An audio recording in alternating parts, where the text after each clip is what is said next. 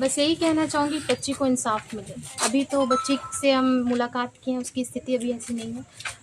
हम ज़ाहिर सी बात है उसका जो दर्द है वो ही समझ सकती है। परिवार का साथ ना होना, माँ-बाप का साया ही ना होना, एक क्योंकि वो लड़की है, एक बच्ची के लिए कितना दर्द का बात होता है, दुःख का बात होता है, वो ही समझ पा रही है। तो बस मैं इससे कनेक्ट हो रही हूँ और मैंने तो यही कहा कि बच्ची जैसे ही ठीक होती है, जैसे ही ये सभी चीज़ों से उभरती है, उसके बाद वो मुझसे संपर्क साधे। जो भी मुझसे हो सकेगा, वो चाहेंगी, जो मदद चाहेंगी, मैं उन्हें पूरा दूँगी। और जैसे अभी तो वैसे भी हाईवा पकड़ा गया है, सारा कुछ आपके समक्ष है।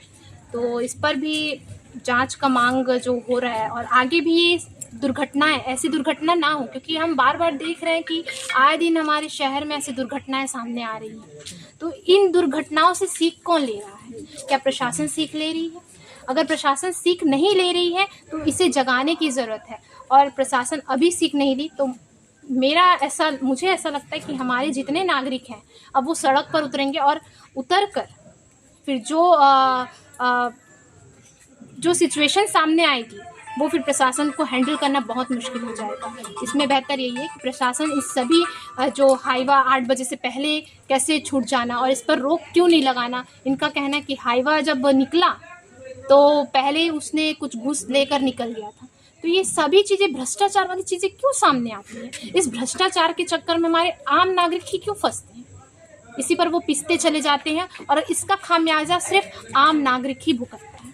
तो इसको लेकर मैंने प्रशासन से भी यही कहूँगी, मेरी बात भी हुई है डीएसपी सर से, तो उन्हें भी मैंने यही कहा है और डीसी सर को भी हमने ज्ञापन दिया है कि ये जितने भी भारी वाहन हैं वो 8 बजे के पहले, आपका टाइमिंग है 10 बजे के बाद, तो आप उस समय पर आइए। अगर इस समय अगर आता है कोई भी वाहन ऐसा आता है उस पर कड़ी कार्रवाई करनी चाहिए इन्हें। और जो भी जैसे बहुत सारी दुर्घटना हुए हैं उस पर भी जो भी गलतियां सामने आई है उस पर कार्रवाई होनी चाहिए।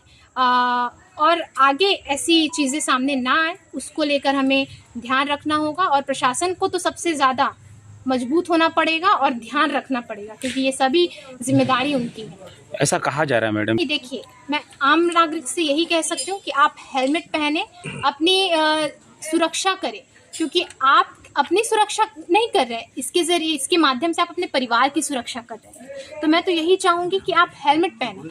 पर प्रशासन से भी यही कहना चाहूँगी, आप जो वसूली ले रहे हैं, जो हमारे आम नागरिक गरीब परिवार से वसूली लेना, जगह जगह पर रोक कर, गाड़ियों को रोक कर चेकिंग करना, आप इस पर तत्परता दिखाते हैं। तो ये दुर्घटनाओं पर आप तत्परता क्यों नहीं दिखाते, इसकी रोक पर तत्परता क्यों नहीं दिखाते हैं? तो मेरी मांग यही रहेगी प्रशासन से कि आप इस सभी चीज़ों को दुरुस्त करें। आप जिस तरह तत्परता आप वसूली करने में या आप वाहनों से जो चार्ज लेने में लगाते हैं, वही तत्परता, वही जिम्मेदारी के साथ आप हमारे जनता की जान की भी रक्षा कीजिए, उन्हें सुरक्षा प्रदान कीजिए। तो क्या कहना चाहेंगे मैम कि इसमें प्रशासन की लापरवाही है? जी, प्रशासन की लापरवाही बिल्कुल दिख रही है। अगर प्रशासन थोड़ा सख्त होता और सोया हुआ ना होता तो ज़रूर ये सारी चीज़ें हम रोक सकते थे।